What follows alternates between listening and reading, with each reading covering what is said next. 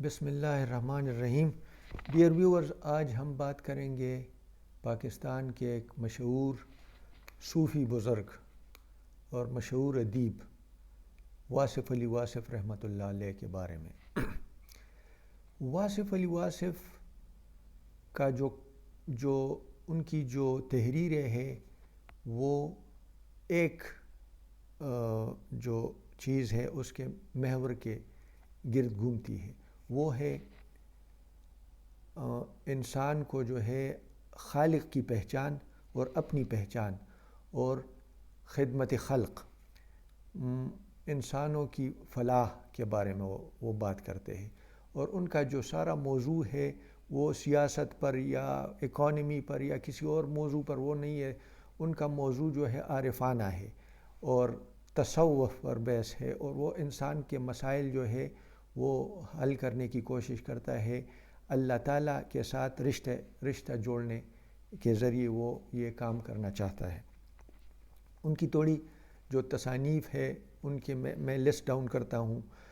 ان کے کچھ تصانیف جو ہے وہ مضامین کی شکل میں ہے، جس طرح دل دریا سمندر، اور حرف حرف حقیقت، بات سے بات، اور قطرہ قطرہ قلزم، یہ تو ان کے جو ہے یہ مضامین ہیں۔ اس کے علاوہ جو ہے فرمودات کی شکل میں ایفومیرزم، ڈاکٹر سجاد احمد نے ان کی ان کا جو لفظ استعمال کیا ہے ایفومیرزم ایک ایسا 2-3 جملوں کا ایک چھوٹا سا پیراگراف ہوتا ہے جس میں ایک بہت گہری بات اور انسان کو ایک زندگی کے تجربات کا نچوڑ اس میں پیش کیا گیا ہوتا ہے۔ تو وہ فرمودات جو ہے وہ کرن سورج جو ان کے مشہور کتاب ہے اس میں وہ فرمودات ہے۔ تو اس کے علاوہ ان کی جو ہے شاعری کا کلام بھی ہے اور وہ بھی عارفانہ ہے۔ تو یہ تھے کچھ ان کے ان کی جو تصانیف ہیں ان کے بارے میں۔ اچھا، واصف علی واصف جو ہے، اب میں تھوڑا ان کے جو فرمودات ہے ان کو ذرا ایکسپلین کرنے کی کوشش کروں گا۔ وہ کہتے ہیں کہ آج کل جو ڈپریشن ہے، جو مطلب سوسائٹی میں جو ہے مٹیریلسٹک ہو گئی ہے اور لوگ جو ہے کامیابی کے پیچھے اور دنیاوی کامیابی کے پیچھے جو ہے وہ بھاگ رہے ہیں، تو اس کے بارے میں جو ہے ان کی جو تحریریں ہیں، میں خود جو ہے ذاتی طور پر جو ہے ان کی جو تحریریں میں نے پڑھی ہے تو it is like a psycho therapy for a human being. تو وہ آپ کو سکون پہنچائے گی اس مٹیریلسٹک سوسائٹی میں رہتے ہوئے آپ کس طرح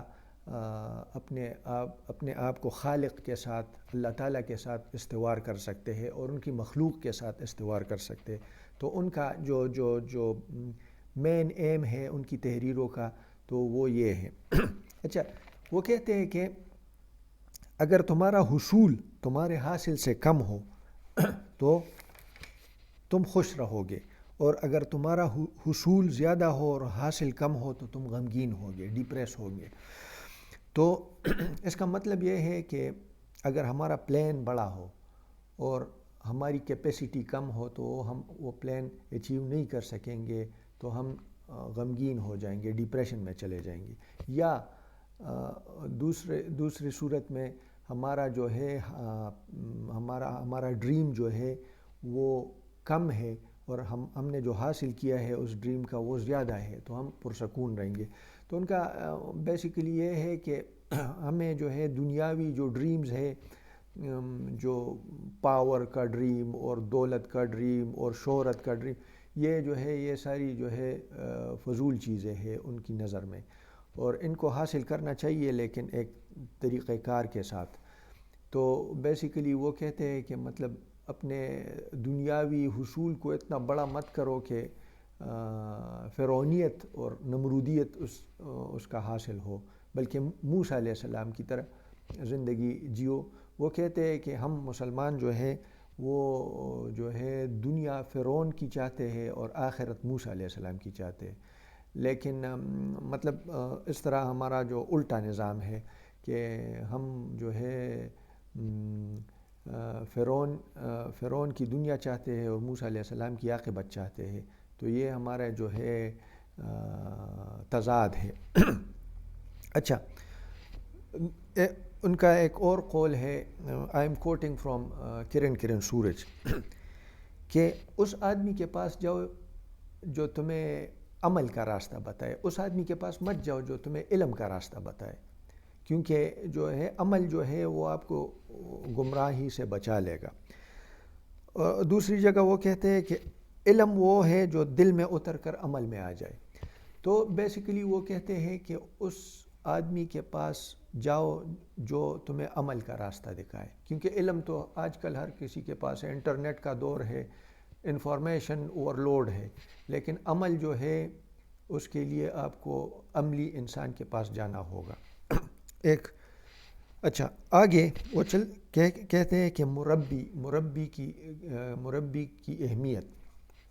وہ کہتے ہیں کہ علم کو عمل میں لانا مشکل کام ہے، اس علم کو عمل میں لانے کے لیے ایک مربی کی ضرورت پڑتی ہے۔ مرشد، وہ کہتے ہیں کہ علم جو ہے عمل میں لانا جو ہے ہر کسی کے بس کا کام نہیں ہے، ہر کسی کے پاس علم ہے لیکن اس کو عمل میں نہیں لا سکتا، اور اس عمل میں لانے کے لیے اس کو ایک مربی کی ضرورت ہے، جو صاحب کردار ہو، اس کی ضرورت ہو۔ اور جس طرح علامہ اقبال نے بھی کہا ہے کہ نگاہ مرد مومن سے بدل جاتی ہے تقدیریں، تو فیضان نظر وہ کہتے ہیں کہ وہ چاہیے اگر انسان جو ہے کچھ کرنا چاہتے ہیں زندگی میں، تو وہ کوشش سے نہیں بلکہ فیضان نظر سے وہ ملتی ہے۔ کوشش بھی ضروری ہے لیکن فیضان نظر از اے ویری امپورٹنٹ فیکٹر۔ تسلیم و رضا، پھر وہ کہتے ہیں تسلیم و رضا، وہ کہتے ہیں کہ ہمارا جینا مرنا، غریبی امیری، عزت ذلت، خوشی و غم سب اللہ تعالیٰ کے ہاتھ میں ہے، تو ہمارے پاس پھر تسلیم کے علاوہ رہ کیا جاتا ہے۔ اس کا مطلب یہ ہے کہ ہم جتنی بھی کوشش کریں، جتنی بھی دنیاوی کوشش کریں، لیکن اگر اللہ نے ہمارا جو ہے وہ تقدیر میں نہیں لکھا تو ہم بہت کوشش کر لیں گے لیکن رزلٹ زیرو آ جائے گا۔ یہ آپ دیکھ سکتے ہیں دنیا میں بہت سے لوگ بہت کوشش کرتے ہیں، کچھ لوگ کم کوشش کرتے ہیں لیکن ان کی کوشش میں برکت ہوتی ہے، اور کچھ لوگوں کی کوشش میں برکت نہیں ہوتی، وہ اچیو نہیں کر جاتے بلکہ آخر میں وہ نقصان اٹھا جاتے ہیں، رزلٹ فیلئر ہوتی ہے۔ تو یہ تسلیم و رضا کے بارے میں ان کا ارشاد تھا۔ یقین، اب یقین کے بعد آتے ہیں، یقین کے متعلق وہ کہتے ہیں کہ اپنے اللہ کو یقین بناؤ اور اپنے یقین کو اللہ کر کے دکھاؤ۔ مطلب یہ ہے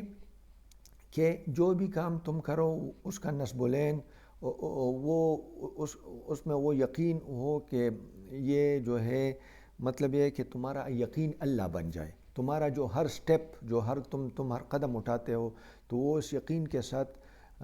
کرو کہ وہ یقین جو ہے تمہارا اللہ بن جائے، تو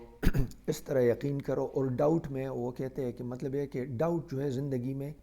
جو ہے وہ انسان کو بے عملی کی طرف لے جاتی ہے، اور یقین انسان کو عمل کی طرف لے جاتی ہے۔ تو ہی پریفر